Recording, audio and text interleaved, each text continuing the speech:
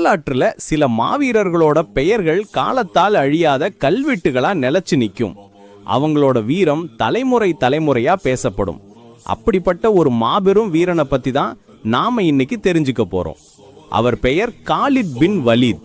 கிபி 629ஆம் ஆண்டு இஸ்லாமிய வரலாற்றின் மிக முக்கியமான போர்க்களங்களில் ஒன்றான மூத்தா போர் நடந்துட்டு இருக்கு. ஒரு பக்கம் 3000 வீரர்களை கொண்ட இஸ்லாமிய படை, மறுபக்கம் கிட்டத்தட்ட 2 லட்சம் வீரர்களை ரோமானிய பேரரசின் மாபெரும் படை.